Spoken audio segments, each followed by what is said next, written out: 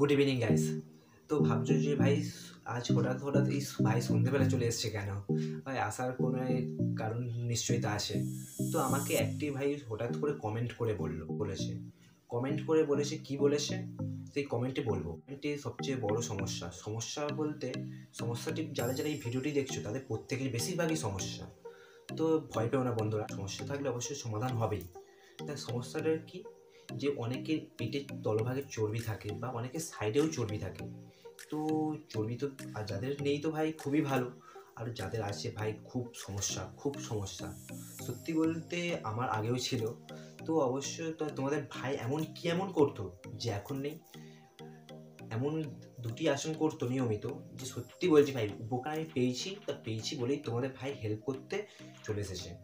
তো আজকে যে দুটি আসন নিয়ে আমি বলবো, এক হলো উত্থিত পদাসন ও 2 নম্বর হলো নৌকাসন। এই দুটি আসন যদি আপনারা নিয়মিত করেন না, তো দেখবেন যাদের চর্বি আছে, তো সত্যি বলছি ভাই উপকার কি হবে আপনারা নিজেরাও ভাবতে পারবেন না। আসন করলেই খালি মেদ কমে না বা চর্বি কমে না, যোগাসনের সাথে সাথে অবশ্যই আমাদের দৈনন্দিন খাবারের রুটিনটা পরিবর্তন করতেই হয়। অর্থাৎ কখন কি খাবো, কখন কি কাজ করব, কখন কোন খাবারটা খেলে আমাদের শরীর উপকার। তো আজকে এই দুটো ব্যায়ামের সাথে সাথে আমি বলে রাখি, নেক্সট ভিডিও আপনাদের জন্য চলে এসেছে খাদ্য প্রণালী নিয়ে। তো কখন কি খেতে হয় অবশ্যই ভাই নেক্সট ভিডিওটি অবশ্যই দেখবেন। মানে ভাই আমরা এত পরিমাণে ফাস্টফুড খেয়ে চলেছি, তো ভাই তোমাদের বলবো কি, এত পরিমাণে আমাদের শরীরকে ক্ষতি করছে বলার মতো না। তো খাওয়া থেকে তো আমরা আটকাতে পারবো না। তো অবশ্যই তোমাদের ভাই একটা গ্যারান্টি দিচ্ছে যে চর্বি থেকে অবশ্যই আটকানো যাবে। তো আমাদের কি করতে হবে, এই দুটো আসন আমরা নিয়মিত প্র্যাকটিস করতে হবে।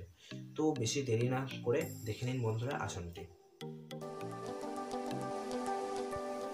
তো প্রথমে আমরা প্রণাম করে নিলাম ও ধীরে ধীরে একটি নির্দিষ্ট নিয়ম অনুযায়ী বসলাম। তো বন্ধুরা, যোগাসন করার আগে কিছুটা হালকা খাবার খেয়ে নেওয়া প্রয়োজন, ভারী নয় কিন্তু হালকা।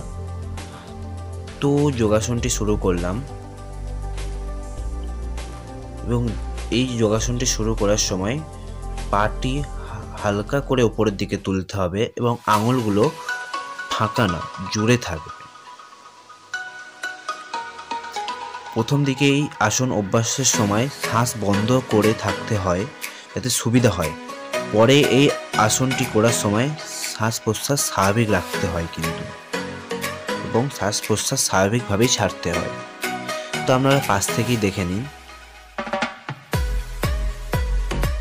ধীরে ধীরে পাটি তুললাম এবং আঙুলগুলো জোড়ো করে রাখলাম এবং পায়ের দিকে তাকিয়ে থাকবো।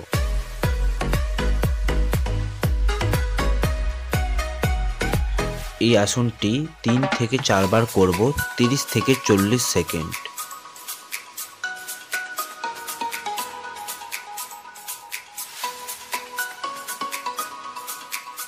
তো নর্মালভাবে করে উঠে পড়লাম।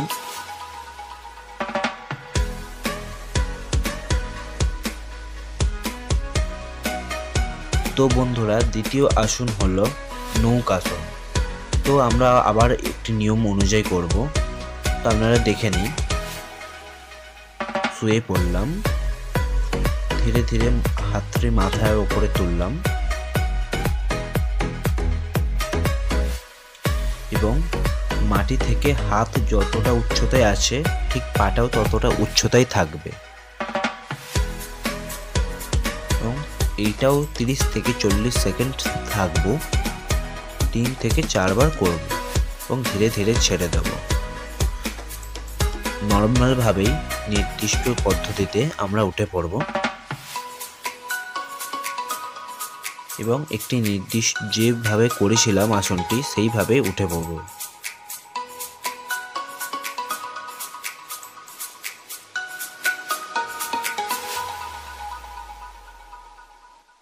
আশা করি বন্ধুরা ভিডিওটি ভালো লেগেছে। যদি ভালো লেগে থাকে প্লিজ লাইক, কমেন্ট আর সাবস্ক্রাইব।